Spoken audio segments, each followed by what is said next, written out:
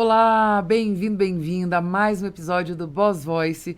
E hoje eu vou receber aqui alguém que é um amigo de infância. A gente brincava juntos, hein? Mas que é um super empresário, cresceu muito e a gente vai falar sobre um tema que você vai adorar. Eu sou Caroline Calassa, se você ainda não me conhece, a gente tem vários episódios aqui do Boss Voice gravado, te recomendo maratonar. E hoje eu vou falar com o Fábio aqui. O Fábio, ele foi diretor da BR Malls, então tem uma vasta história nesse segmento, conhece muito sobre varejo e hoje ele é empresário. Ele tem algumas empresas, mas uma delas é a Iamo, que ela produz sorvetes e picolés a partir do inhame. Então é um conceito muito diferente, muito interessante, o mercado food.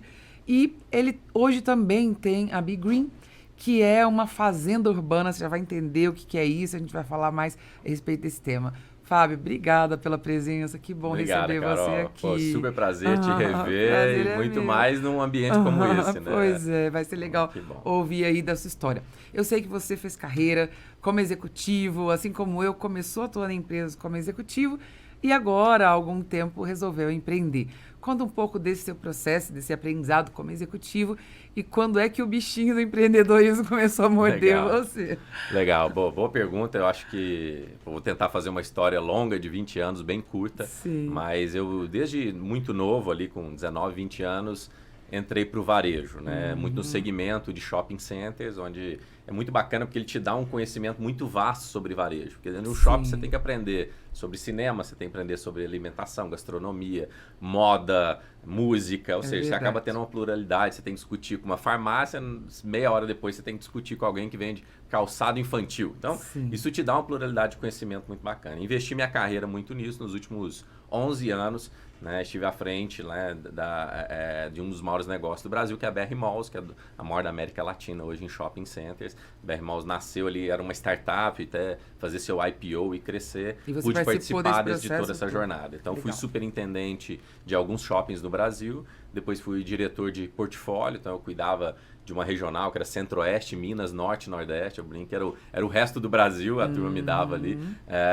Você tirava São Paulo e Sul e Rio, o restante todo ficava comigo, então a gente cuidava de 18 shoppings nessas regiões, atuando muito fortemente na operação, ou seja, como fazer um shopping bem feito, a estruturação ali na cidade. Eu brinco que shopping no Brasil se tornou um oásis urbano, né? Aquele lugar onde você tem facilidade de mobilidade, onde você tem um estacionamento, você tem segurança, você tem um espaço refrigerado, você encontra um mix bacana. Então a gente brinca que é a cidade que deu certo, né? A praça pública do passado dos nossos pais virou o shopping center, esse ponto de encontro. É verdade. E onde o varejo acontece de forma muito mais fluida, né? Então o shopping tem uma importância muito grande na vida do brasileiro. Por isso sempre nos deu muito orgulho fazer um pouco disso. E nos últimos anos me convidaram para cuidar da área de marketing, né, da companhia. O varejo estava naquele momento assim de a entrada dos grandes e-commerce, né, o grande advento da Amazon. Olhava-se lá para fora para os Estados Unidos, os shoppings quebrando, mas sem entender que shopping para os Estados Unidos é uma outra coisa para o americano. Conceito diferente. É um shopping center mesmo, ou seja, um centro de compras. Sim. No Brasil é muito mais um life center, ou seja, um centro de viver a sua vida, de resolver a sua vida. Lazer, entretenimento. Lazer, entretenimento, gastronomia, serviços, médicos e por aí vai. Então,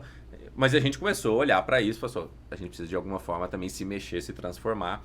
E aí eu também olhava um pouco essa área de inovação. A gente começou a fazer incursões, né, em Vale do Silício, China, Israel, em busca desses grandes ecossistemas de inovação, que eu acho que começou essa corrida de transformação digital ali mais ou menos uns 5 anos atrás, 4 anos atrás, e muito acelerado, obviamente, nos últimos 2. E eu cuidava um pouco de endereçar isso e como levar isso para o shopping center, né? Então eu brinco que foi mais ou menos por aí que começou a me picar esse bichinho aí, de olhar um pouco mais para esses negócios novos, insurgentes, startups que estavam nascendo, e olhar como que uma grande companhia podia, de alguma forma, inovar como a startup e com a startup, como fazer as duas coisas juntas, ou seja, como absorver o espírito da inovação que essa turma tem, mas também fazer com eles, né? Não só ser inspirado, mas também fazer com eles. Nesse sentido, a gente criou alguns programas, a gente fez junto com a Endeavor um programa de scale-up para startups do varejo, criamos uma vertical, né, em ecossistemas de inovação, que tinha uma proposta de retail solutions ali, então a trazer soluções para o varejo, e isso tudo foi me picando. E na Endeavor eu fui mentor da Be Green, né, do Juliano, e mandar um abraço para ele, que é um grande empreendedor, que criou esse conceito de fazendas urbanas, e ali a gente depois se tornou sócio. Eu vou falar um pouquinho depois da Big Green, mas isso já foi um pezinho ali no empreendedorismo, né? Certo. Até que em abril de 2019, numa das viagens para o Vale, a gente ouviu falar do tão aclamado futuro da alimentação, e como naquilo ali tinha uma oportunidade, eu voltei muito entusiasmado para o Brasil, motivado a de fato criar uma indústria, uma marca que de alguma forma fosse protagonista nesse momento. E aí toda a minha transição foi a partir desse projeto que é a Iamo, como você falou aqui na introdução. Mas eu só queria fechar, né, Carol? Acho que tem uma dicotomia que se usa muito, que é assim, ou você é executivo ou você é empreendedor, né? E parece que existem como se fossem duas forças diferentes. Exato. É que são atuações diferentes, né? Você está experimentando isso, você sabe. Mas eu costumo dizer assim, não existe nenhum executivo de sucesso que não tenha sido um empreendedor dentro do seu negócio. É verdade. Então, para eu sair lá de estagiário a diretor nacional, eu tive que empreender, eu tive que fazer muita coisa aqui dentro. Então, o espírito empreendedor tem que estar no executivo para ele crescer. Concordo. E todo empreendedor, em algum momento, ele se torna executivo do seu negócio. Em algum momento, ele tem que aprender aquilo que o executivo já sabe e o empresário nasce, mas não sabe. E essa é uma dor. É fácil. Você deve acompanhar isso. Uma das maiores dores hoje que eu acompanho nas mentorias e tal, dos empreendedores é quando eles têm que sair de fundador para executivo, para CEO, né? Essa é uma dor muito grande. Não é mais aquela pessoa só com aquela paixão de vender seu produto, seu serviço, mas agora ela tem que gerenciar um time, gerenciar investidores, gerenciar mercado, e essa dor é muito grande. E para muitos a gente já entendeu que talvez ele não é a posição dele executivo, ele tem que continuar sendo aquele sonhador e tem que trazer executivos. E esse é um momento dolorido ali na jornada, né? Por isso que eu costumo dizer que um empreendedor, ele de algum momento será executivo, e um executivo bom em algum momento tem que ser empreendedor. Essas coisas cada vez se encaixam mais. Eu estava até conversando agora há pouco com um convidado que vai participar de um outro episódio aqui do podcast, mas o que eu digo é assim, o empresário, ele precisa ter uma visão do todo e demora para ele sentar nessa cadeira. Porque quando você ainda executor, você é funcionário de uma empresa, ainda não assumiu a liderança, você está sentando tijolo. Você está o dia inteiro sentando tijolo ali, você é o pedreiro mesmo, não no sentido pejorativo, até porque não existe sentido pejorativo, mas no sentido positivo mesmo. O seu trabalho é assentar tijolos e isso é fazer bem o seu trabalho. Depois, quando você vira líder, seu papel já é outro, é de garantir que todo mundo esteja assentando tijolo no tempo certo, matéria-prima seja boa, acabamento seja legal e tal. E aí, quando o cara vira empresário, sair do cara que é um arquiteto ali, né, um engenheiro, para virar um diplomata, tem uma distância enorme. E aí o cara tem que entender de coisas que ele nunca entendeu antes. Exato. Ele, às vezes, veio mesmo como executivo de uma área que ele dominava muito, mas agora ele tem que dominar coisas que ele nunca gostou, que ele nunca teve afinidade. Eu acho que esse é o movimento. Mas vamos falar de você. Vamos lá. E aí começou a despertar em você. Então, primeiro veio o conhecimento da Big Green. Você conheceu a Big Green primeiro. Perfeito. Aí depois você foi para fora do Brasil. E aí lá no Vale do Silício você se despertou para essa ideia do food e do futuro da alimentação. E aí sim veio a Iamo. Exato. Tá. Voltando de lá, a gente estava numa imersão na Singularity University, que é uma universidade bacana lá da NASA. A gente foi fazer uma imersão lá. E aí apontava para esse futuro. E o grande pilar era, nós vamos chegar numa superpopulação daqui 20 e poucos anos. 2050 a gente deve chegar em 10 bi de habitantes. E comida é base. Comida é a base de todo mundo. A gente vai ter que produzir mais alimentos nos próximos 10 anos que a gente produziu nos últimos milhares de anos. Perfeito. Então essa é uma conta realmente muito importante que toda a indústria está olhando. E hoje, 75% aproximadamente do alimento do mundo é para alimentar os animais, para a gente comer os animais. Ou seja, a cadeia alimentar é muito hoje sustentada e passa pelos animais. Então, precisamos criar uma cultura de comer mais planta. Não é só uma questão da ideologia de não comer ou não animal, não vou entrar nesse aspecto aqui. Uma questão de sustentabilidade. Perfeito. Então, se a gente não começar a migrar um pouco mais para a alimentação plant-based, que tanto fala, a gente não vai ter alimento lá em 2050. Bom, dito isso, você vai falar, mas eu como planta, né? Eu já como salada, já como arroz, já como feijão, tudo isso é planta.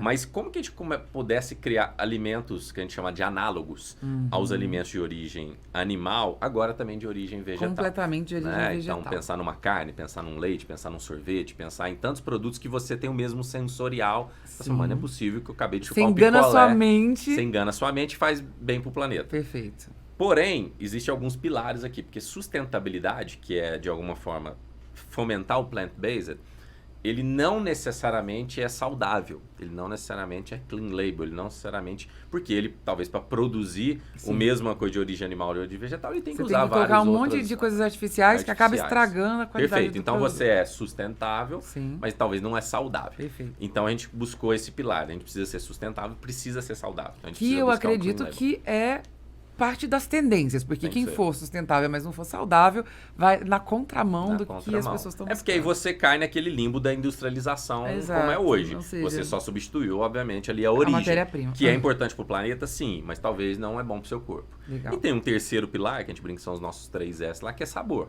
Porque no fim do dia é comida. A gente fala de food tech, a gente fala de inovação, mas no fim do dia você tem que colocar na boca. Tem que ser bom, gostoso, tem que ter prazer. Ainda mais a gente escolheu começar pelo sorvete, eu vou te contar por quê, mas assim, ninguém toma um sorvete como algo medicinal, como algo para tratamento. Você toma por lazer. O prazer imediato, recompensa. Uma recompensa ali, né? Para pegar aquela tensão. Então, esses 3 pilares, sustentável, saudável e saboroso, é o que a gente buscou ao construir a empresa, baseado nessa tendência que hoje no mundo é real. Eu costumo dizer que nem é mais uma tendência, hoje já é uma realidade cada vez mais forte na Europa, né? A Holanda acabou de divulgar, vai ser o primeiro país vegano do mundo, 100% vegano, Estados Unidos, isso crescendo muito fortemente, e no Brasil isso entrando nos últimos 18 meses, um pouco mais de força, marcas nacionais né, se desenvolvendo e internacionais entrando no país também. Legal, muito bom. Eu agora em janeiro, eu falei muito sobre as tendências do futuro, e aí eu trouxe algumas tendências de mudança de perfil de consumo e tudo mais, e o negócio de vocês hoje, ele está na crista da onda, vocês entraram um pouquinho antes desse boom no Brasil, porque vocês foram buscar tudo isso lá fora, mas o Brasil costuma chegar um pouquinho atrasado aqui, algumas dessas inovações, mas já entrou muito forte nesse processo de alimentação plant-based. O Brasil tem um impulsionador que é a preocupação com a saúde, com a estética, que a gente consome muito isso, que acaba impulsionando muito esse tipo de movimento aqui. E vem uma geração, né, Carol, muito mais consciente, né? Então, a gente ainda, eu costumo dizer, a gente ainda é a geração analógica tentando ser digital, né? Isso aí. Os nativos digitais, ou os nativos vegetarianos, os nativos conscientes do plant-based, vão ter uma força de consumo muito maior. Então, é um assunto de construir esse pavimento, obviamente converter alguns nativos analógicos aí, nativos do animal, ao longo do caminho, mas depois vem um tsunami, que é a nova geração. Minha filha de 9 anos já se intitula vegetariana. Óbvio que às vezes ela come uma coisa ou outra ali que não é, mas a mentalidade dela já é desenvolvida. Formada. E não por uma forçação nossa, porque ela já começou a se antenar disso. Ela já começou a se informar, tem acesso a tudo. Exato. Muito interessante. Bom, e aí você saiu desse processo e veio para o seu negócio.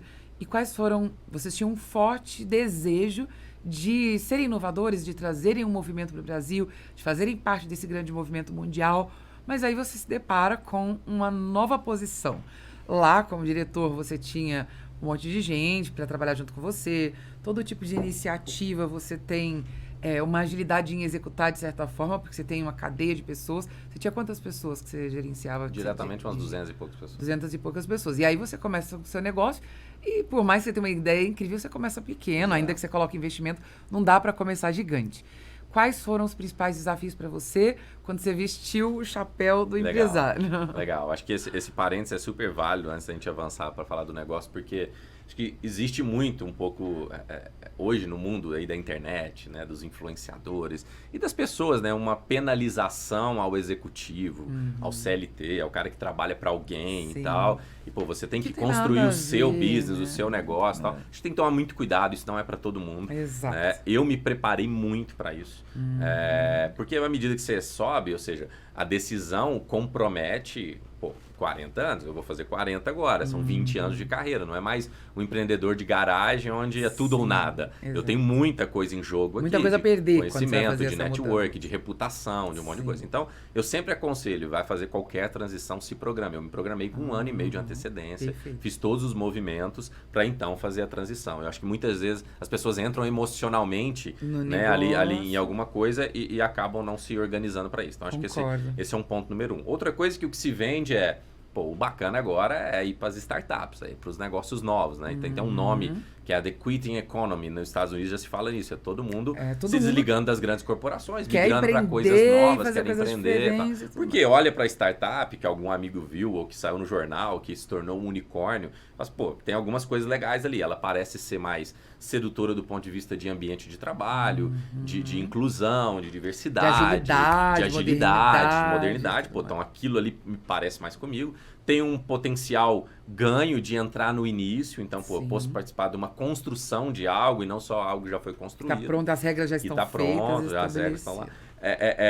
Isso tudo, de fato, é o que conta a favor de um negócio novo, de uma startup. É muito sedutor e muito bacana, é real isso. De fato é bom. Porém, tem o lado também que ninguém conta nos livros e nas lives, né? E nós estamos aqui para contar a realidade nua e crua. O índice de mortalidade das startups é enorme. É enorme, é gigantesco. É muito grande. E a vida lá dentro, vamos dizer, dependendo da vida que você tinha aqui na grande corporação, é muito diferente, que é o que você acabou de falar. É o que eu estava brincando aqui antes do podcast, assim, cadê a área de TI para mexer no sistema? Não tem. Você é o TI, você é o marketing, você é o financeiro, perfeito. Você é o recepcionista, você é o carregador de caixa, você é o que produz. Então falta estrutura. Então você tem que estar muito preparado para isso. Porque à medida que você vai atraindo pessoas pelo sonho grande, mas elas vão se deparando com a falta de estrutura, elas começam a repensar. Será que eu fiz a decisão certa? Cadê aquele glamour todo das revistas, das capas, dos empreendedores? Tem menos glamour do que se vende por aí. Eu acho que não é só glamour, não. Eu acho que também tem uma coisa do comportamento. Por exemplo, como eu faço consultoria para empresas, eu atuo com muitas startups. E hoje é muito mais fácil conseguir talentos de grandes empresas que estavam com uma carreira assim e que, de repente, querem fazer uma experiência na startup e ver qual é. E vem para a startup. E uma coisa que a gente percebe muito é que essas pessoas têm um comportamento que é o seguinte: eu tinha quem me servisse. Eu tinha um cara que fazia para mim. Perfeito. E muitas vezes o cara vem para a startup e a posição dele é do executivo. Ele espera que tenha alguém para fazer a parte da operação para ele, que ele possa só delegar e ele fique da cadeira dele gerindo. É óbvio que não é tão estático assim, mas vamos guardar as devidas proporções. Ele está acostumado a ter para quem mandar, ele tem a quem delegar. De repente ele chega, ele não tem ninguém para delegar. Ele está montando um departamento do zero, ele é o departamento. Perfeito. Então ele tem que fazer a parte estratégica, tática, operacional, até que ele possa trazer pessoas que vão executar isso. Ele tem que montar a estrutura, os processos, e a gente percebe que essas pessoas muitas vezes não têm essa predisposição. Elas querem o bônus do processo novo, do cool, mas elas não querem o ônus de ter que, para elas parece que é rebaixar-se. Eu estou me rebaixando, antes eu tinha só que mandar, agora eu tenho que executar.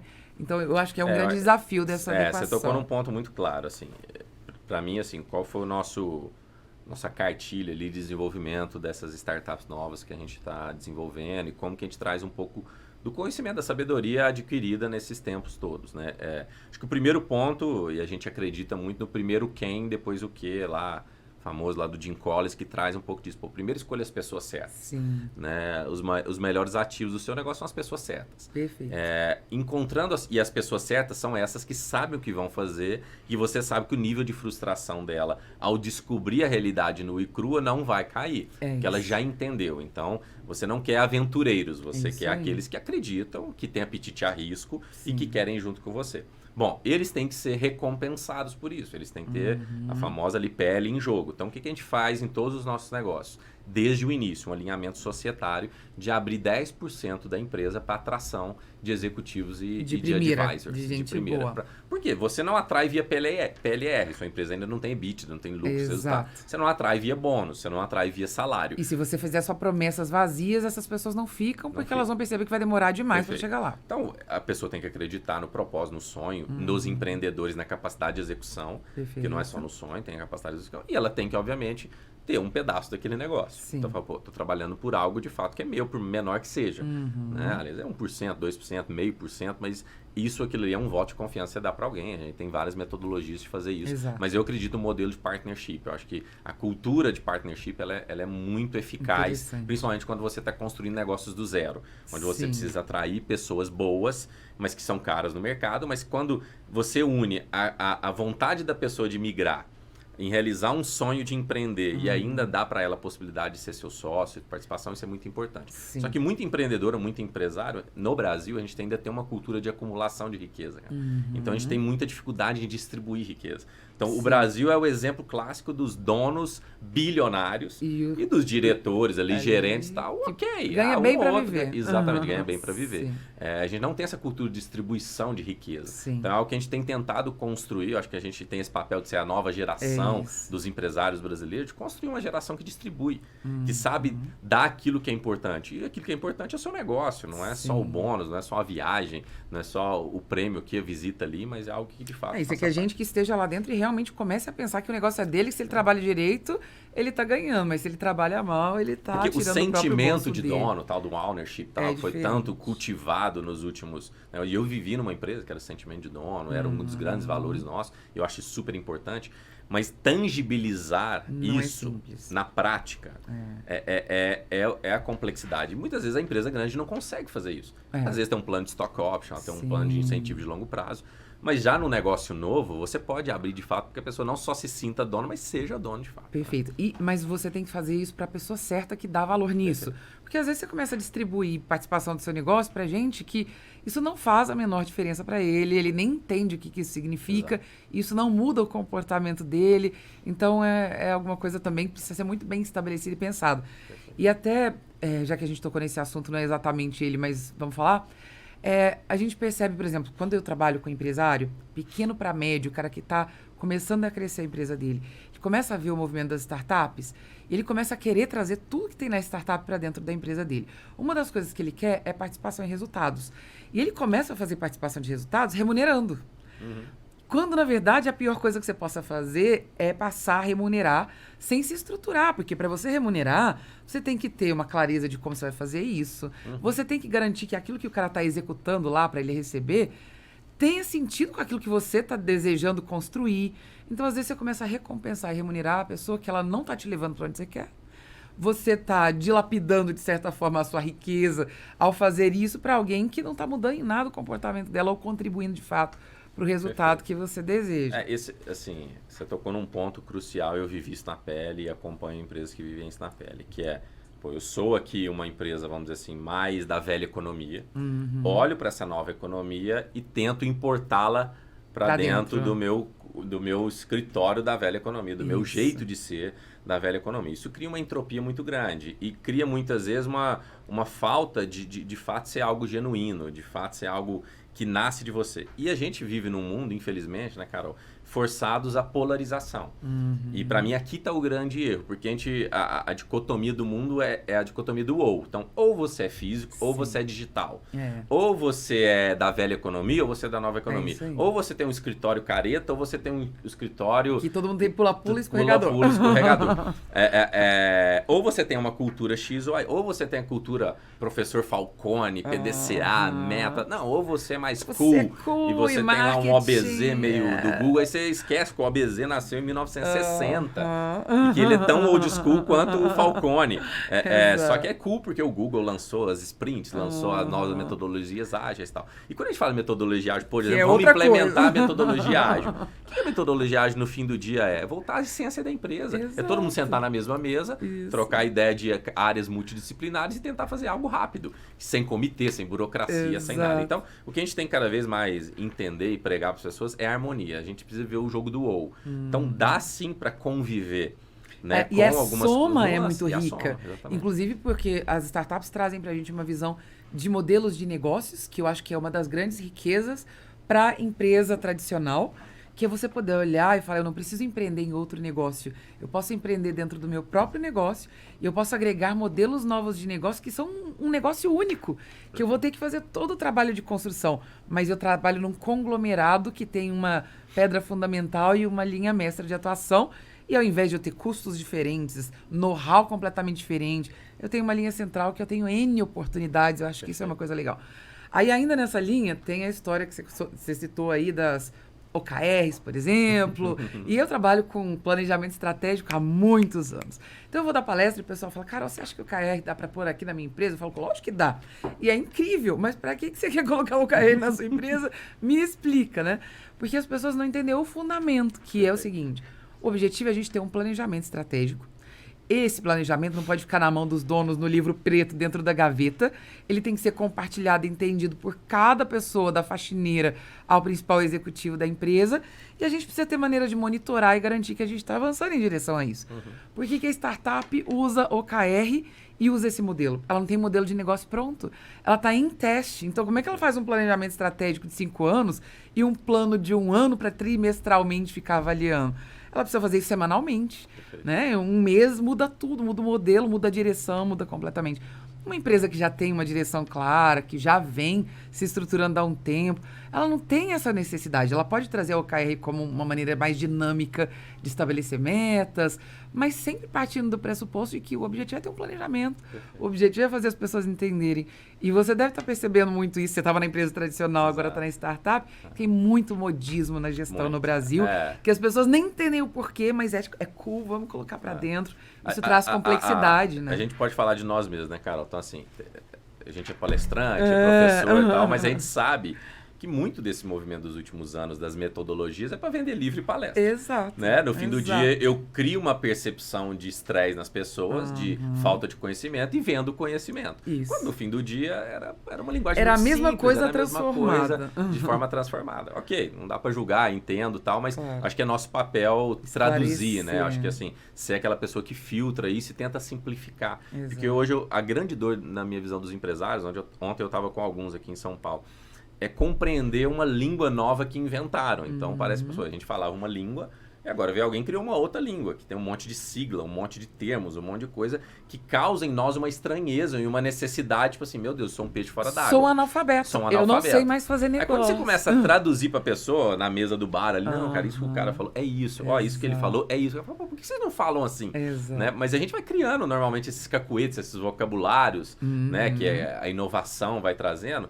E aí eu falo, aí ao invés de eu explicar, eu falo assim, não, inscreve no curso tal, que o curso tal vai te explicar. Ensinar esse negócio. Ok, faz parte. Eu não tô criticando essa questão de gerar uma escassez para depois tentar vender algo. Perfeito. O ponto é que não é esse bicho de 7 cabeças todo gerir um negócio, como se diz, com tanta metodologia, com tanta sopa de letrinhas, né? No fim do dia é você saber escolher o quem primeiro, que a gente está falando, saber dinamizar o seu negócio, eu acho que mais do que tudo. É o que tanto se fala hoje da ambidestria organizacional, né? Então, acho que assim, hoje quando o empresário, geralmente ele é aquele empreendedor raiz. Muito raiz e muito assim, apegado ao seu negócio, eu costumo dizer assim, as pessoas geralmente ou cuidam de projetos ou cuidam de processos, que é o caminho da ambidestria, que é, ou seja, excelência operacional ou inovação. Exato. Geralmente, o empreendedor é ligado a alguma das duas coisas. Alguns amam a eficiência operacional, ama lá o dia a dia, ajustar a indústria, a fábrica, o serviço e tal. Melhor, mas ele tem uma dificuldade para fora. Outros não, são muito para fora, muito expansões, mas tem dificuldade em processo. Se ele não souber dinamizar essas duas coisas, ele não prospera. E o maior erro é ele tentar ficar compensando ao invés de trazer alguém que é bom para o complementar. É isso aí. Né? Então, se eu sou bom de projetos, eu trago alguém de processo. Se eu sou bom de processo, eu trago alguém de projeto. Exato. Ou seja, mas se abrir a ter alguém tão protagonista quanto você é difícil. É desafiador. É muito desafiador. Para quem sempre foi protagonista sozinho, quem sempre foi astro-rei e tudo mais, é do seu negócio. Principalmente quando você tem um negócio que o negócio tem destaque e você é reconhecido, abrir isso e compartilhar. Não é fácil para muita gente, não é fácil mesmo, você tem razão. É um puta desafio. E aí eu volto a pergunta para você. Ainda dentro dessa linha que a gente está falando, né? Que é um assunto que eu adoro, você também. Você foi da empresa tradicional para a startup, vivenciou esses dois lados e essa mudança, essa diferença. Quais foram os desafios para você como empresário aí? Eu diria, me diz os 3 principais desafios para startar um negócio que é uma startup ágil, com a mentalidade de alguém que tinha toda a estrutura. Para você, 3 pontos que você acha que foram mais desafiadores, mais difíceis. Bom, acho que o primeiro deles que a gente já tocou é atrair boas pessoas. Certo. Né? Porque você tem menos estrutura, consequentemente menos recursos. Sim. Né? Então, eu continuo nessa jornada de tentar atrair pessoas boas que acreditam mais no sonho. Então, você tem um papo muito mais de vendedor do business e do futuro do que vendedor do presente. Vendedor do sonho. Numa mesmo. empresa grande, você precisa vender, você mostra a realidade. Você vê os números, você vê o seu resultado. Você abre lá, ainda mais eu que vim de empresa de capital aberto, você entra na bolsa, tá lá. Agora não, estou vendendo um sonho. Então, atrair pessoas é um grande desafio. Legal. O segundo ponto, na minha visão, é o go-to-market. avançar a mercado, mostrar para as pessoas que você tem algo de fato diferente. E aqui Sim. tem uma grande risco de pessoas que vieram do mundo executivo, acham que quando saem de lá trazem contigo todo o seu network, reputação e amigos e pessoas para facilitar. Não é bem assim. Você tinha uma marca por trás de você. Você tinha uma marca por trás. Então, esse carimbo é muito forte. E eu, aquilo de novo, eu me preparei para fazer essa transição. Então, como eu sabia que esse carimbo sairia de mim, esse sobrenome, o Fábio da empresa tal, sairia de mim, eu comecei a cultivar novas redes de relacionamento e investir nelas. Investir pesado, dinheiro, recurso, tempo, para construir várias novas redes. Para quando eu fizesse a transição, ela fosse um pouco mais suave. Correto. Mas ainda assim, ela é complicada. Então, quando hoje eu pego um telefone e ligo para um antigo parceiro, um antigo fornecedor e tal, não é mais o Fábio da empresa tal, é o Fábio que em algum momento fez um bom negócio, que construiu. Então, a grande dica que eu dou para quem está pensando nessa transição é, tipo assim, reavalie de fato as suas relações, se as suas relações se estendem aos interesses. Porque ali na frente, se o interesse muda, talvez a relação pode ser quebrada. Legal. Então, hoje eu acho que um grande desafio dessa transição é a expectativa que você tem de poder surfar numa onda que muitas vezes ela não é tão concreta assim, consistente assim. Com quem eu posso contar? Né? E com o que eu posso contar, porque às vezes você é muito competente dentro de uma estrutura, quando você vai para outra estrutura, te tira o chão, Perfeito. você não tem todas essas competências. Exato. E você acha que você tem todas aquelas pessoas para te darem o apoio que te davam lá, e essas pessoas, elas estão comprometidas com a empresa onde você estava, elas não são uma relação sua. E assim, eu não julgo, tá, Carol? Claro, Porque, assim, é quando eu ligo, eu entendo. Assim, parte do jogo. Mudou o business. É parte do jogo. Zero do varejo, agora você quer vender Ali me interessava comida, aí por que eu tenho que te ajudar tanto assim? Aham. Faz parte. Tem uns que surpreendem, faz, vou pegar na sua mão, vou te ajudar. Outros, cara, obrigado, não dá. Eu acho que um terceiro grande desafio, esse é o desafio de toda grande empresa e pequena empresa desse nova economia, que é recurso financeiro. Por quê?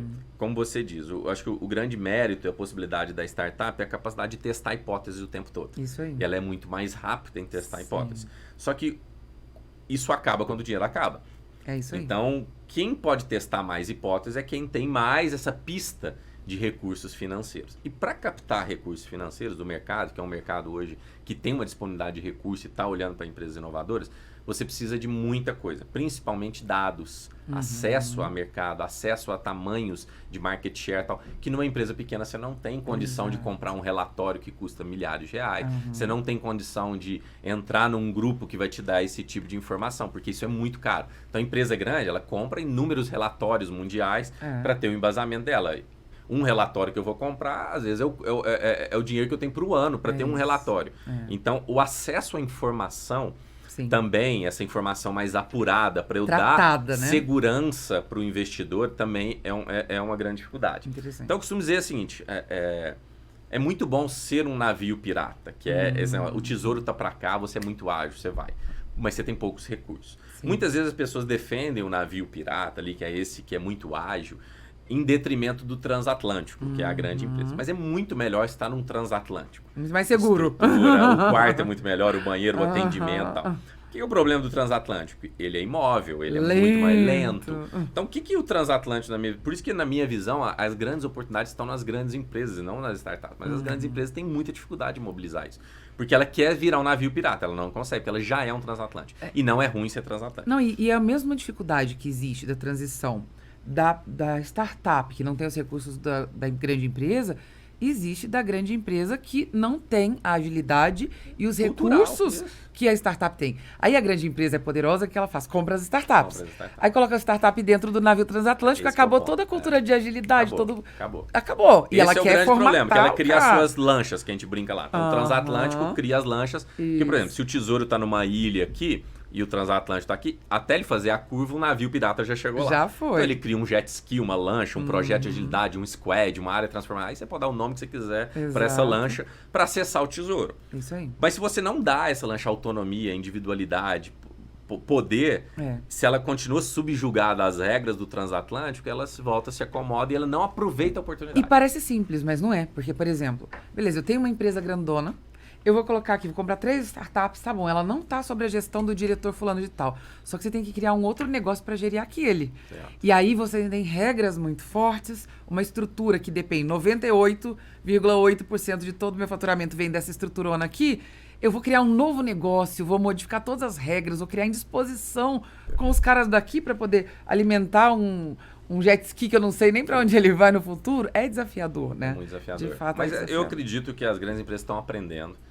Você olha no passado, né, os grandes fundos de investimento que entravam fazendo essa consolidação de pequenos Eles negócios. estão bem mais Você pega a indústria de bebida, que comprou um monte de bebidas artesanais. Você pega a indústria de moda, que consolidou um monte de varejistas menores, de estilistas menores. Muitos, se você olhar para os últimos 20 anos, mataram todas essas marcas. Mataram as empresas, exato. Porque era em nome de um resultado final. E esqueceu que quem manda nisso aqui é o cliente. Exato. Né? E se o cliente se começar a piorar a roupa, o cliente não vai comprar. Se começar a piorar a bebida, o cliente não vai comprar. E essa era uma das mentalidades, porque eu participei de muitas fusões e aquisições. E o objetivo era incorporar a carteira de clientes e o know-how daquela empresa que tinha um mercado interessante. Então, eu já comprava pensando em matar, porque o valor para mim não estava na marca, a minha marca é muito melhor. Estava em algum itemzinho ali, em algum processo, em alguma coisa que eu podia incorporar aqui, eu queria mesmo descartar aquilo ali, Exato. porque o valor para mim estava em outro lugar. Exato. Só que quando eu pego aquele processo que funcionava perfeitamente ali, eu encaixo aqui, ele não encaixa, não dá match de jeito nenhum. Hoje é um grande, o famoso acqui-hire lá que a gente fala, né? Que você compra empresa muitas vezes para comprar um empreendedor, para que ver se o empreendedor te inspira a criar algo novo. Isso já aconteceu com vários, então você compra para matar mesmo. É isso. Eu não tenho interesse no negócio, mas esse DNA eu tenho interesse, então eu trago um DNA. Então eu faço uma aquisição para adquirir, para contratar. Né?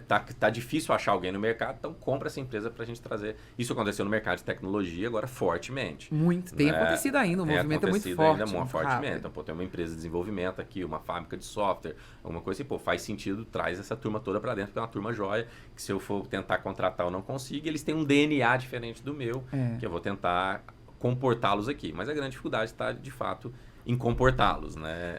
E aí, por exemplo, eu trabalho com as empresas que compraram, por exemplo, eu tenho alguns clientes que compraram aí 10 empresas, receberam dinheiro de um fundo, compraram 10 empresas nos últimos tempos, só que quem tem que gerir essas 10 empresas? Os executivos, que eles eram executivos de uma empresinha pequena e tinham meia dúzia de funcionários. Ele era líder daquelas pessoas, agora ele é líder de líderes de outras empresas e ele não foi preparado para isso.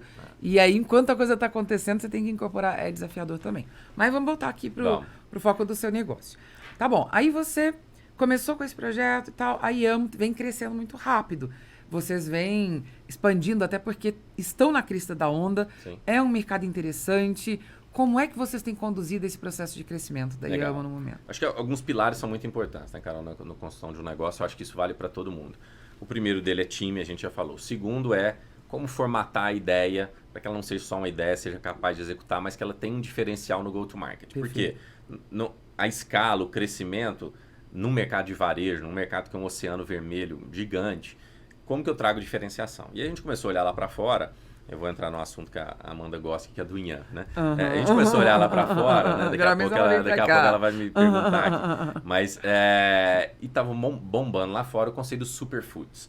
Pô, o que é superfood? Superalimentos, tal. A gente foi pesquisar, superfood é aquele alimento, montamos faz bem pro seu corpo, tal. Juntamos um comitê de nutrólogos, nutricionista, endócrino, chefe de cozinha, trouxemos um monte de gente para perto, para nos ajudar a fazer, de fato, um produto que fosse caracterizado como um superalimento, que de fato te ajudasse, né, em algum desenvolvimento do seu corpo. Não fosse só saudável porque você substituiu algo que não era saudável. Bom, o Brasil tem aí catalogado 12 superalimentos, dentre eles o inhame. Né? E nesse comitê lá a gente começou a discutir muito sobre como usar o inhame, né? Todo mundo tem uma memória afetiva com o inhame. A sua avó mandou você comer um inhame Fazia sopinha de cará quando você estava doente. De inhame quando você estava doente, tá? Ele falou, vamos levar isso a sério. A gente foi visitar a cidade do inhame, chama Inhapim, no interior de Minas. A cidade que menos tem câncer no Brasil. Porque o inhame depura o sangue, ele é anticarcinoma, então ele combate os radicais livres. Como eu falei, pô, demais Coma isso aqui. inhame, tá ouvindo? Coma inhame, isso aí. Depois a gente foi pro Espírito Santo, que é o maior produtor de inhame. Tem lá o rei do inhame. A gente foi lá, trouxe ele para perto, começamos a fazer um monte de coisa junto.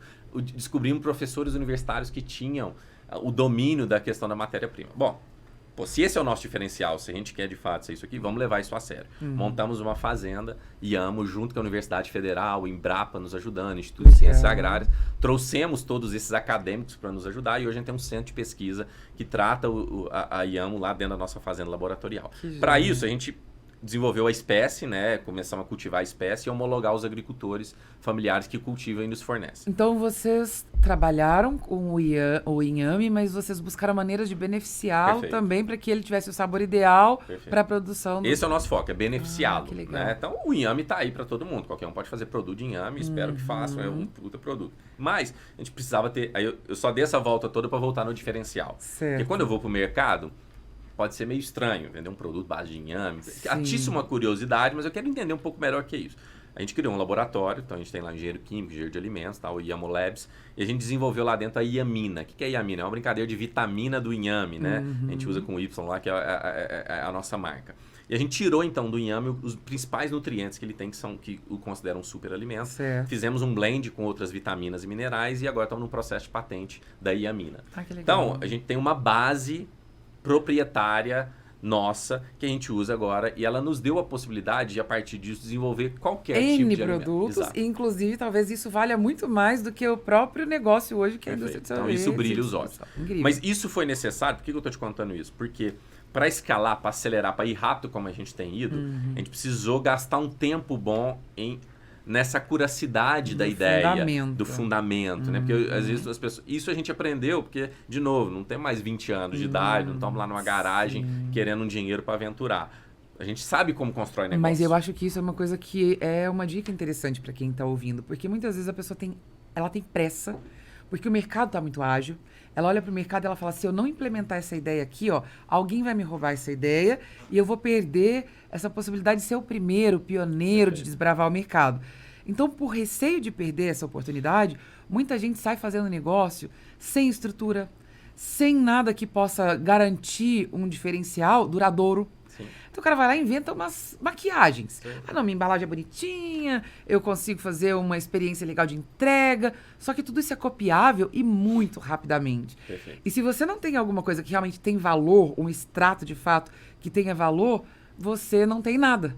Daqui a pouco você tem 20, 200 concorrentes fazendo sorvete de inhame. Eu costumo dizer que esse é o laia do traiçoeiro, Carol, do tal do MVP, do tal do feito é melhor do que perfeito, do tal do, você não pode ficar parado. Isso tudo é verdade. Você tem que ter um mini produto viável, fazer e no caminho você descobre muito mais coisa do que parado. Correto. Isso tudo é verdade. Porém, não é de qualquer jeito. Então, eu prefiro a frase, feito é melhor do que não feito. Você não pode não fazer. Mas também não precisa ser tão imperfeito assim. Perfeito, concordo. Isso pode ter mais consistência, porque depende da jornada que você quer trilhar. É isso aí. E as pessoas, principalmente nós estamos no segmento de alimentação, aquilo que eu te falei, as pessoas vão pôr na boca e acabou. Elas julgam em 5 segundos o seu produto. Se é bom ou se é ruim, se ela quer comer de novo ou não. Acabou. Então, assim, eu não vou dar uma outra chance, eu não vou gastar meu dinheiro de novo. Então, a consistência do desenvolvimento da ideia, do produto, ele é muito importante. É muito importante ser ágil, é muito importante lançar um produto e depois ir melhorando, sem dúvida. Mas cuidado com o defeito de qualquer forma. Cuidado com o mínimo produto que não é viável. Porque muitas vezes as pessoas acham que mínimo produto viável é qualquer produto. Não, existe uma palavrinha aqui que chama-se viável. E viável é viável em sabor, viável economicamente, de alguma forma. Viável, ou seja, alguém compraria isso, algum mercado venderia isso. Sustentabilidade do negócio. Ao longo do tempo, esse negócio vai continuar viável ou ele é viável hoje desse jeito? Então, mas eu vou ter que me virar daqui a 3 meses para ele continuar. Nós temos um ano de produto, nós já mudamos ele umas 5 vezes. Olha só. Mas os pilares estão lá, que é a iamina, que é o ser plant-based, que é trabalhar a persona, a família, que é ter uma embalagem alegre, divertida, bacana, que não se enquadrar naquela linguagem careta da dieta, do fitness, de tudo branco, pretinho, escrito de letra miúda. Não, dá para ser feliz sendo saudável. Muito bom. Né? Saudabilidade não é mais aquele negócio assim, ai meu Deus, coisa chata, sou feliz tipo ou assim, sou saudável? É remédio, né? é remédio. Exatamente, sou feliz ou sou saudável. E aí vem outra coisa também que eu quero destacar aqui, que é o seguinte: você está construindo um negócio, não é com o marketing. Eu vivo insistindo nisso, mas é muito difícil para as pessoas introjetarem essa ideia. O marketing, ser bom de marketing, de comunicação, é muito bom. Só que ele não é a base do negócio. A base do negócio é como você desenvolve seu produto, é como você cria a estrutura da sua empresa, é quanto você compreende a necessidade do seu cliente, o quanto você consegue entender a essência, aquilo que você entrega de valor percebido realmente, porque daí o marketing funciona, sua comunicação voa. Tudo funciona super bem se você tem ali, você sabe qual é o diamante que você está oferecendo. Agora, ficar tentando transformar cristal em diamante É um trabalho hercúleo que você vai ficar o resto da vida fazendo. É um voo de galinha. Você vai ali, voa, surfa e logo ali acabou. É isso aí. E quantas de empresas a gente vê e fala assim, não, mas cadê aquela empresa que estava isso, bombando no ano acabou. passado e não está mais? É isso mesmo. E hoje a gente vive isso muito, né? O grande volume de dinheiro despejado nos novos negócios criaram essa ineficiência. É isso aí. E aquilo que você falou, o fundador, ele começa ali apaixonado no produto, mostra para a esposa, para o marido, para a família e tal. Daqui a pouco, ele recebe o dinheiro, ele já monta o escritóriozinho dele, aí já delega para alguém e tal. Daqui a pouco, ele está no 18º andar de uma torre lá do coworking, não sei o quê, e não tem mais contato com o cliente. E ele perdeu toda a sua essência muito rápido, porque o dinheiro vai o levando para longe do cliente. Porque agora ele tem que administrar tanta coisa, tanto sócio, tanto network, tanta coisa, que ele perde a essência de estar ali no produto. E aí, a complexidade que você vai colocando dentro do negócio, para o dono, a ideia já não sustenta mais aquele negócio, a coisa vai ficando difícil, e aí o cara vai precisando de ajuda, e isso vai encarecendo muito. Enfim, aí a gente já sabe, é a Torre de Babel e é onde os negócios não subsistem. Mas voltando ali, né, Carol, no que você trouxe, assim, né, de como fazer isso rápido. Então, montando fundamentos. Eu brinco que você tem que primeiro crescer para baixo, depois crescer para cima. Isso. Primeiro você cria raiz, depois você cria folha. Concordo, né? Depois você cria frutos. Mas essa ansiedade que a gente é pressionado todos os dias, do medo de estar perdendo alguma coisa, o famoso, isso vai nos deixando um monte de empreendedor atrás de um cheque grande para tentar com um PowerPoint fazer um grande negócio. E não tem raiz. Então, a gente focou muito num primeiro ano construir raízes. Construir algo proprietário, construir base, construir logística. O Brasil é um país continental, então logística é muito essencial, é o que manda, inclusive, na sua competitividade, se você estiver vendendo um produto que você está produzindo. Então, você pensa assim, todas as empresas dominantes hoje do Brasil são empresas de logística. No mundo, são empresas, no fim do dia, de logística. Sim. Né? Seja essa logística, de alguma forma, de um produto físico, de um serviço, de uma entrega digital, no fim do dia tem a ver com distribuição. É isso. Como você distribui o conteúdo desse podcast? É uma estratégia. Você tem que entender uma logística digital para isso tudo chegar. Então, a gente quis consolidar isso. Precisamos estar nos grandes centros formadores de opinião. Né? Então, viemos rapidamente para São Paulo, Rio de Janeiro, Belo Horizonte. Então, agora acabamos de entrar em Brasília. Colocamos um pezinho lá no sul, agora em Florianópolis, ali na região ali, litoral de Santa Catarina.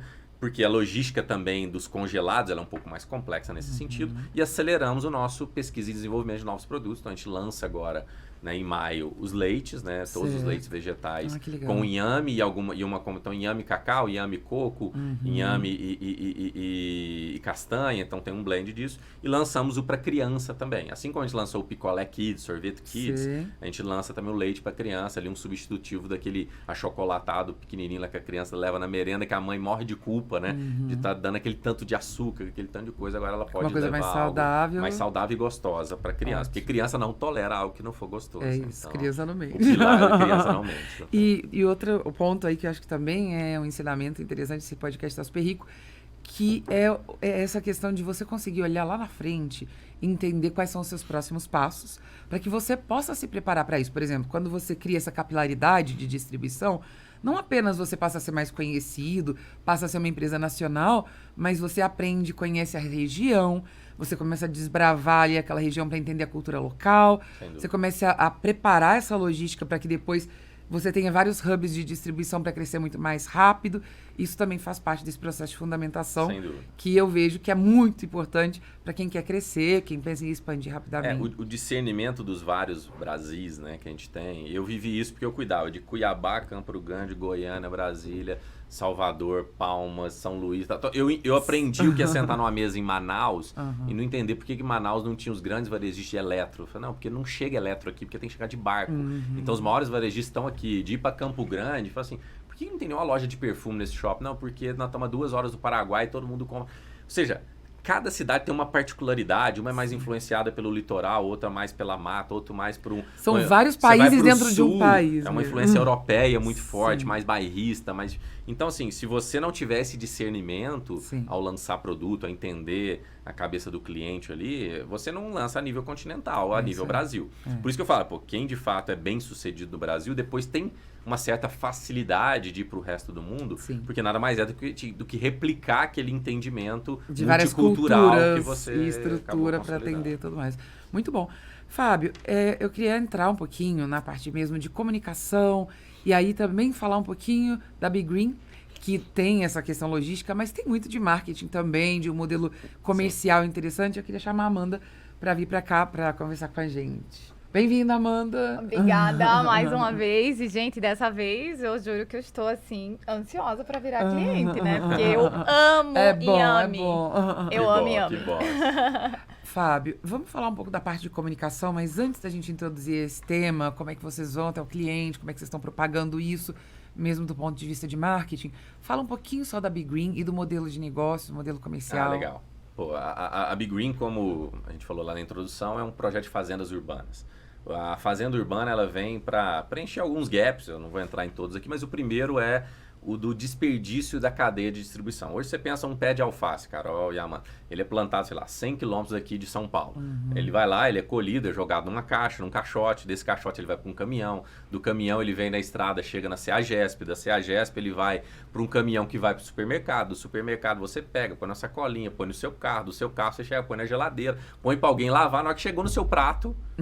Já talvez passou em muitos lugares. 60%, 50% daquele alimento foi desperdiçado. Ou chegou com má qualidade e você o desperdiça no prato. Foi aquela alface amarelou, ou ela ficou com alguma queimadura. Levemente queimadinha na ponta. Exatamente. Ali. Então as fazendas urbanas, ela vem para hackear toda essa cadeia. Então ela fala assim, não, vou montar uma fazenda do lado da sua casa. E se ela é do lado da sua casa, é o farm to table, ou seja, da fazenda para o prato. Então o desperdício... Diminuiu o processo. Você elimina todo esse processo, você cria uma eficiência operacional. Então a gente produz hoje mais de 30 vezes mais produtivo do que uma fazenda convencional. A gente usa aquaponia, tem toda uma tecnologia na estufa de produção de alimentos para que ele seja 100% muito orgânico. Maior, né? E aí você tem um valor agregado de produto muito melhor. Então, a gente começou com a alface, tem todas as folhas, estamos indo para os legumes, tem abobrinha, berinjela tal, e tantos outros, né? Só que mais do que uma fazenda urbana, porque a fazenda urbana, e geralmente fazenda urbana surge em escassez territorial. Então você fala assim, ok, na Holanda, que são as maiores fazendas urbanas, faz sentido, é um país desse tamanho, na Bélgica, né? Mas no Brasil, o Brasil é o celeiro do mundo, onde mais tem terra no mundo. Para que fazer fazenda urbana? Primeiro, por conta desse ponto da sustentabilidade, mas a gente falou assim, mais do que fazenda urbana, a gente quer criar uma mentalidade, uma educação do brasileiro cuidar bem dos alimentos. Então, toda Be Green, né, ela tem uma parte de experiência. Por isso que a gente levou as Be Greens para dentro de shopping centers, né? Lembra? A gente começou a falar lá, o shopping não é o life center do brasileiro? Sim. Lá eu não vou no médico, eu vou no serviço, vou no cinema. Por que não ir numa fazenda, num shopping center? É algo inusitado, levar minha família, meus filhos, meus sobrinhos, para conhecer... Para passear numa fazenda dentro de um shopping.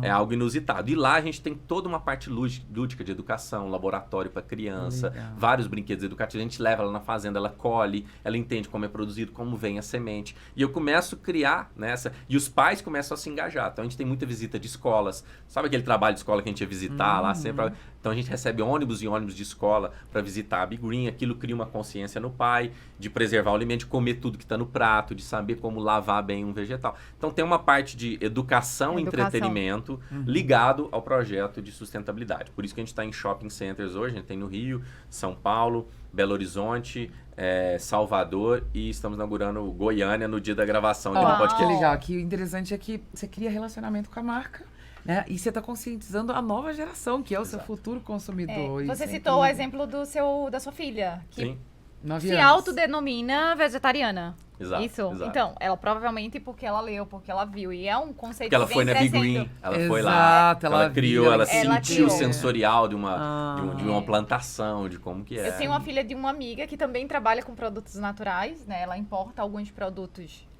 para aqui. E ela também, hoje eu conheci ela pequenininha, né? Ela já tá um pouco maior, acho que deve estar com 13 anos agora. Também se denomina, e ela é há anos essa, né? Ela já tá com 13. Ela decidiu, né? E ela tem escolha. Mas tem disso, óbvio, teve uma influência da mãe no sentido do produto, mas não de decisão. Foi uma educação. Escolha e eu acho dela. que isso ajuda muito para as próximas gerações. Não para ser vegetariana, mas para tomar uma decisão com conhecimento, porque esse processo é interessante, né? 2 pontos que eu quero chamar a atenção aí são você começar a vender para o novo consumidor. Porque tem muitas empresas que elas não estão percebendo, mas o cliente delas está morrendo.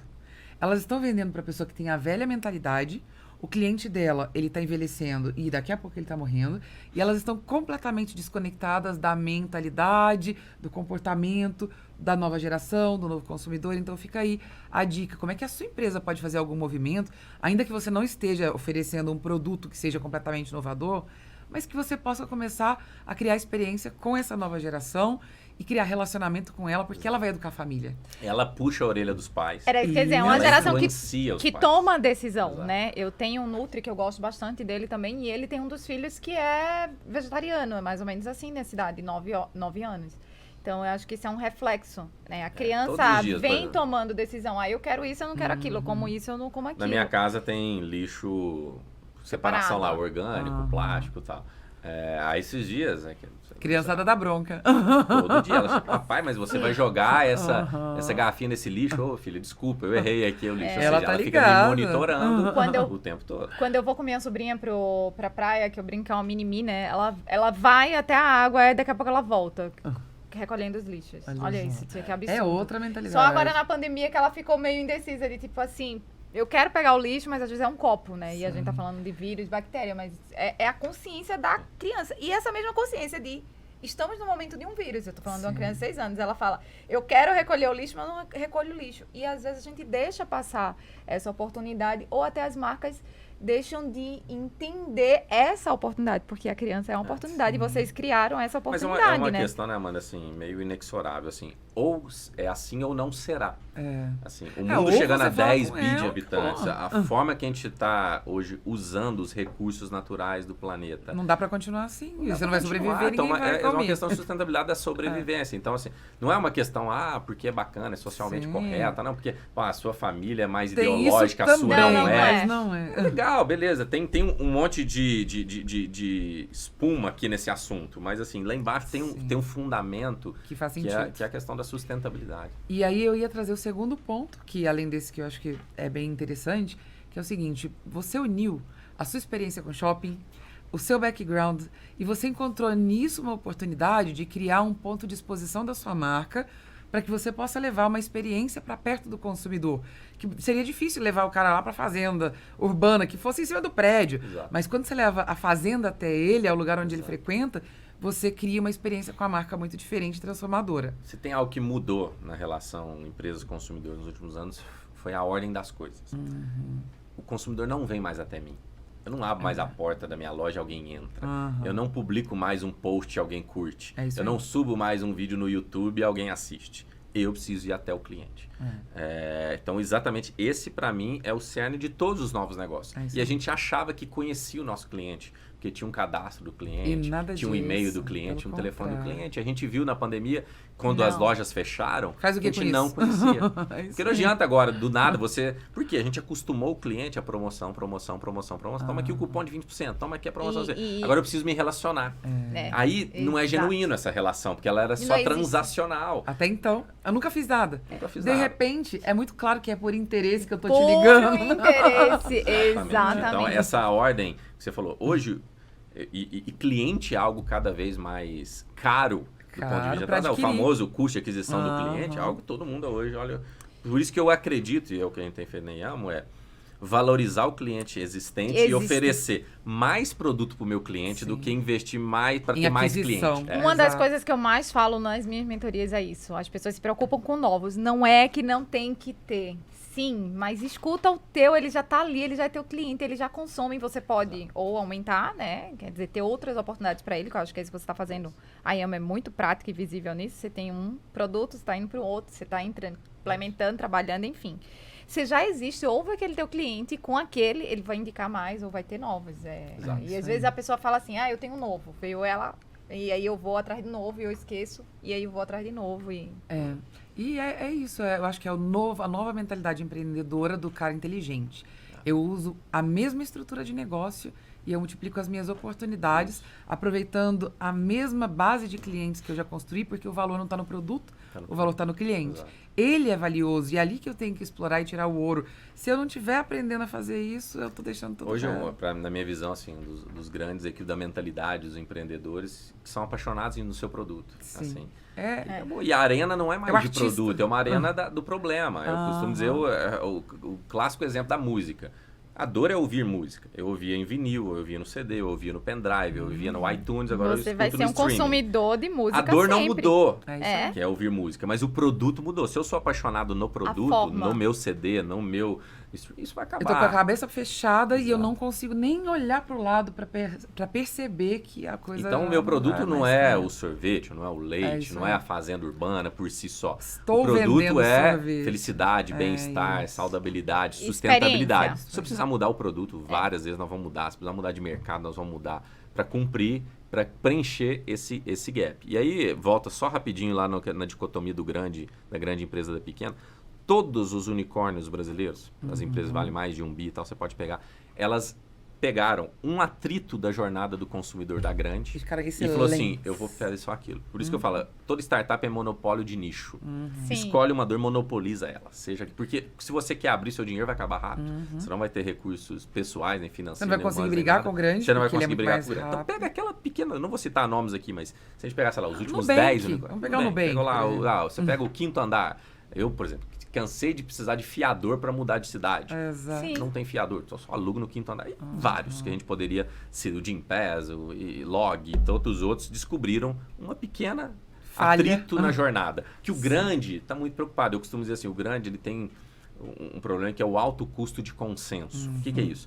Para a gente chegar numa decisão, 300 comitês, tantas salas de 200 reunião, tantas reuniões alçadas. e- Isso é muito caro. Se a gente isso aí. começa a precificar o custo para consensuar uma decisão, é muito caro. E aqui no vamos novo, lá, né? vambora. Caro não só dinheiro, né? Caro de tempo, juntar todo mundo, pensar na estratégia justa. E aí você tem que priorizar as coisas mais importantes e relevantes. Você não pode ficar mexendo com coisa pequenininha. Então, por exemplo, quando a gente pensou, vamos fazer uma fazenda dentro de um shopping, cara, como que nós vamos convencer algum shopping A a fazer disponibilizar isso? uma área gigante, Ah. shopping ganha com metro quadrado? Aham. Mas Sim. foi uma fazenda que não Monetizando. paga aquilo, monetiza como uma loja tradicional monetiza.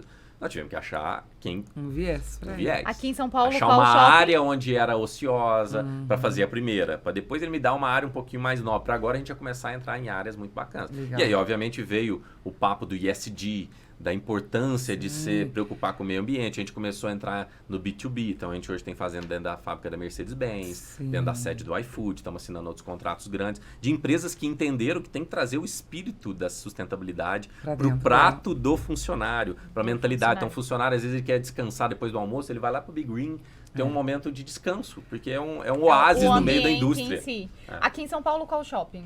Aqui nós estamos construindo em 2 shops, no Plaza, São Paulo, e estamos acabando de fechar um contrato. Em breve eu divulgo Ah, para não vocês. pode dizer ainda. Mas é um shopping bam, bam, bam, que vocês vão adorar. Excelente. Ah, Mas ótimo. olha só isso, essa visão construtiva, que eu acho que é alguma coisa para as pessoas pensarem. Nós, empresários, vivemos de resolver problema. Nossa vida é resolver problema. Eu falo da hora que acorda, da hora que vai dormir. E você tem que adorar resolver problema Exato. e ser bom cada vez melhor em resolver isso. E não há impossível e impossibilidade. É o ângulo que você não encontrou, é a visão que você ainda não teve, é a perspectiva que você não trouxe. Olha que interessante. O que eles fizeram o shopping não monetiza por metro quadrado? Então tá, eu vou colocar no lugar onde você não está monetizando. Só que agora eu viro um Respeito. atrativo para o cara vir te visitar. Isso aí. Eu sou o Parque do Dinossauro, que você paga Isso aí. uma fortuna para colocar lá dentro. É porque tudo é aquilo. Ok, eu quero, que é uma coisa que você quer, mas o que eu também te ofereço, né? Uma uma oportunidade troca. ali, uma troca, principalmente quando é uma coisa nova. É isso aí. Quando você tiver daqui a pouco, assim, em 10 principais shoppings em São Paulo, a história vai começar para o jogo é outro, você sabe disso. Sim, sem Enquanto dúvida. isso. Não, é assim, tem um framework que a gente trabalha lá na nossa aceleradora, Carol, que é o seguinte: transformar impossíveis em possíveis e depois possíveis em viáveis. Perfeito. Onde geralmente a gente desanima ou nem começa, porque a gente já quer do dia 1 ser viável. É isso aí. E aí, não, isso não é viável, então não ponho fazenda aqui não. Não, lançar um sorvete de inhame não é viável. Então, porque o Excel te mata no primeiro dia. Não quer dizer que você não tenha que olhar. Eu não estou dizendo que você tem que fechar o olho para viabilidade. Mas primeiro, trilha primeiro a perna do caminho. Que é transformar coisas que eram impossíveis, problemas que todo mundo dizia que não tinha como resolver, e torná-los possíveis. Isso E criar os grandes unicórnios. A maioria dos unicórnios ainda não são viáveis. É a própria Nubank, Sim. né? Ainda não são viáveis. Mas tudo bem, porque isso está combinado. Que primeiro eu ia disruptar o impossível, para Sim. depois criar uma viabilidade. Mas muitas vezes a gente para porque a gente quer que o número lá na planilha do Excel, e eu brinco assim, só o Bill Gates ganha dinheiro com o Excel, ninguém mais. O Excel aceita tudo. O Excel aceita tudo. Eu posso montar um plano de negócio agora e vou ficar milionário no Excel. verdade. Isso aqui na E prática, na vai lá que você vai prática enfrentar não é as bem isso, dificuldades. né? Então, eu acho que tem que olhar um pouco dessa visão, Legal. senão você não sai da inércia. É isso aí. E eu tenho uma coisa que me ajudou muito no meu negócio desde sempre e com as empresas que a gente ajuda. O não você já tem. Você já tem. E não existe não para sempre. Impossível é uma questão de perspectiva. A gente sempre cultivou essa ideia na nossa empresa. é uma questão de perspectiva. Impossível é até o que eu descubro o jeito de ser possível. E quando você vai cultivando isso nas pessoas... Por quê, né?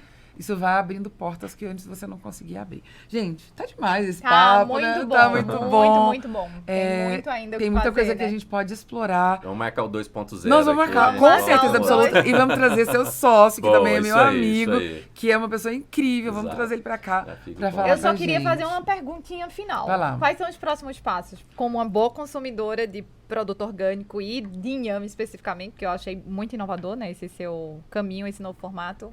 O que você pode soltar que vem Bom, de... não, é novidade. expansão de portfólio e expansão territorial. Legal. São nós Os dois dois grandes focos, né? De fazer o que a gente já tem, chegar em mais lugares e ampliar o mix de produto. Então, estava comentando com a Carol, antes de você chegar, mano, a gente está lançando agora já em maio, né, a linha de leites. Sim, Né, os essa leites parte vegetais, a gente já ouvi. está lançando o infantil e estamos lançando chocolates e snacks doces, todos com inhame, superfood, plant-based, todos com a Legal. mesma linha, porque elas é uma linha da família lácteos, então, Perfeito. lácteos entre aspas, né, porque não vem lá da vaca, mas que é o sorvete, o leite, o chocolate e tal. Sim. E a gente parte no segundo semestre, aí já um spoiler aqui para vocês, para a linha de salgados. Legal. Né, salgados e tudo que isso envolve. Então, a gente está hoje desenvolvendo, junto com algumas indústrias, já toda essa linha de produto para, de fato, a gente entrar num mercado bem bacana. Infinitas possibilidades. Infinitas a partir possibilidades. daquilo que vocês Isso, quando desenvolveram. fala aprofundamento. produto e quando você vai pra parte de marketing, o que vocês pensam em relação a... A parte da comunicação do produto. Tal. Então, à medida que eu vou expandindo territorialmente, a gente vai entendendo aqui que a gente está falando das multiculturas brasileiras e internacionais, que a gente já quer para o ano que vem começar um trabalho de internacionalização desse produto.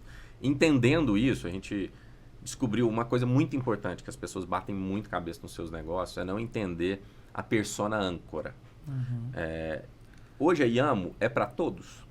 É para criança, para o velhinho, para o adulto, para o diabético, para o celíaco, para quem tem intolerância à lactose, para todo mundo. Só que dizer para todos é dizer para ninguém. Exato. você Eu deixou não muito tenho, claro eu não no tenho podcast poder hoje, aqui sem isso. citar, mas citando, eu não sou a Nestlé, que tem 150 anos de Brasil. Eu não tenho esse poder de marca ainda para dizer sou para todo mundo. Legal. Então eu preciso descobrir qual que é a persona âncora do meu negócio. E a gente descobriu que essa persona âncora são vocês, mulheres de 30 a 45 anos, preocupadas com o seu corpo, estão mais antenadas com a sua cesta de compras, preocupadas com a sua família. A maioria delas ou Com a tem filho, ou está saúde. preocupado com o cônjuge, está preocupado com... Tem culpa de ir no supermercado e olhar para essas indulgências, E o comprar chocolate, o um sorvete, o sorvetão leite, que engorda. e trazer aquela culpa, né? Então não é só pela dieta, não é só porque o nutricionista mandou, tá? Mas você se sente culpada de dar uma bolacha recheada pro seu filho, de dar para ele aquele achocolatado que você sabe que é 80% é açúcar. Então essa é a persona que toma a decisão dentro de casa e está mais antenada. Então a gente falou, como que a gente se comunica bem com essa mulher de 30 a 45 anos e ela respinga pro resto da casa. Então ela respinga para criança, respinga para os pais, respinga para todo mundo. Ela é Então, a gente- influenciadora, compradora, Exato, decisora. Exato. Porque, de novo, de 30 a 45 anos, ela já tem poder de compra, Sim. ela é cada vez mais independente, empoderada, ela cada vez tem uma decisão na casa sobre cesta de compras, ela determina o que vai ter ou não dentro de casa, né? Sim. O marido às vezes pede uma coisa, o filho pede uma coisa, ela às vezes atende, mas ela, assim, 80% do que tem dentro de uma casa hoje de alimentação, Ela a mulher decide. tem uma opinião muito forte ali. Então, E ela a gente- influencia os outros a Influencia os experimentar, outros a porque ela experimentar. enfia lá na tomadora comida de e amor. decisão ela é e meio a early adopters ali, né? influenciadora. Então ela vai lá, olha no mercado, olha lá no aplicativo, Legal. vê um negócio diferente, ela fala assim, vou experimentar.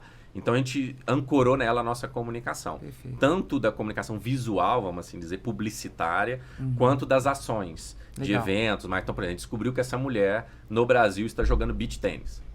É o boom do Brasil. É o né? boom Ela do tá momento, jogando. é. Então a gente começou a Inclusive a patrocinar gente, você todos também? os eventos de beach tênis. Ainda não. Eu aquela... sim, todo domingo eu vou Aí, jogar pronto. vídeo. Eu falei que a minha Porque persona tá aqui. eu pratico várias coisas. Então, assim, eu vou dando um jeito e tentando ajustar Mas o da bichinho do semana. beach O tênis vai te beach picar. Ah, vai Não, picar, ele vai já, picar. eu já tô com desejo, só não consegui a É, isso agenda aí. ainda. Mas Então a gente vai foi dar para os certo. eventos de beach tennis. Por quê? A mulher geralmente quando vai jogar beach tennis leva a família para assistir um jogo, porque é um ambiente familiar, não é aquele ambiente só do esporte. Aí vocês estão patrocinando.